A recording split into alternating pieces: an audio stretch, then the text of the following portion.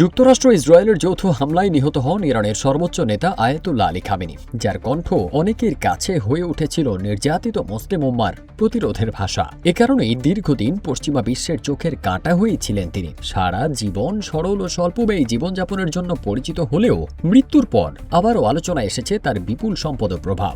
বিশ্লেষকদের মতে তার নিয়ন্ত্রণে থাকা সম্পদের পরিমাণ এতটাই বিশাল যে তা নিয়ে প্রায়ই রাজনৈতিক মহলে তুলনা টানা হয় যে সম্পদ দিয়ে মার্কিন প্রেসিডেন্ট ডোনাল্ড ট্রাম্প বা ইসরায়েলের প্রধানমন্ত্রী নেতানিয়াহুর মতো প্রভাবশালী নেতাদেরও বহুবার কিনে ফেলার মতো শক্তি ও সামর্থ্য রয়েছে। তাহলে ভাবুন কত সম্পদ রয়েছে তার হাতে।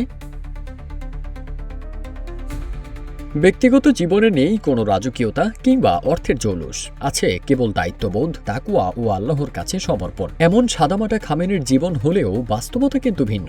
আল্লাহর দেওয়া অঢেল সম্পদের মালিক তিনি। শুধু তাই নয়, বিশ্বের শীর্ষ ধনী নেতাদেরও একজন তিনি, যার আঁচ পাওয়া যায় বিভিন্ন পশ্চিমা গোয়েন্দা সংস্থার প্রতিবেদনে। 2013 সালে রয়টার্সের এক অনুসন্ধানী প্রতিবেদনে বলা হয় খামেনির প্রায় $95 বিলিয়ন পরিমাণ সম্পদ রয়েছে। তবে 2019 থেকে 2025 সালের মধ্যে মার্কিন কর্মকর্তাদের মতে তা বেড়ে $200 বিলিয়নের কাছাকাছি হতে পারে। ভবিষ্যৎ হোক নিরাপদ, বিনিয়োগ হোক বিশ্বস্ত, আর আমার পছন্দ সল্ট বে। ওয়েলকাম টু সল্ট বে। তবে এ বিষয়ে পাকাপোক্ত তথ্য পাওয়া না গেলেও সেলিব্রিটি নেটওয়ার্থ বলছে খামেনির নিজস্ব ব্যাংক অ্যাকাউন্টে মাত্র $50,000 রয়েছে।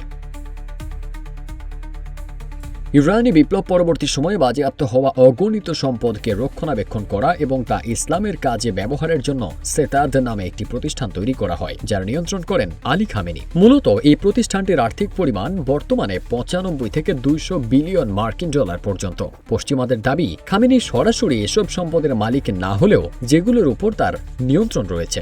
বলা হয় সেতাদের উপার্জন সরকারি বাজেটের বাইরে, এর উপর সংসদ বা রাষ্ট্রপতির কোনো কার্যকর নিয়ন্ত্রণ নেই। রাজনৈতিক বিরোধী সম্পত্তি বাজেয়াপ্ত করে এবং ক্ষমতা কায়েম রাখতে এই সম্পদ ব্যবহার করা হয়। পশ্চিমাদের তথ্যের সাথে বাস্তবের এই সুপ্রিম লিডারের মিল খুঁজে পাওয়া যায় না। ইরানের সর্বোচ্চ নেতা হয়েও খামেনির জীবনচর্চা এক সাধারণ আলেমের মতো। নম্রতা, সাদামাটা পোশাকেই দেখা গিয়েছে তাকে। বিশ্বের বহু নেতার মতো বিলাসে গা ভাসালেও তিনি জীবনের শেষ দিন পর্যন্ত ইসলামের জন্য লড়েছেন। ফারদিন সানি, রূপালী বাংলাদেশ।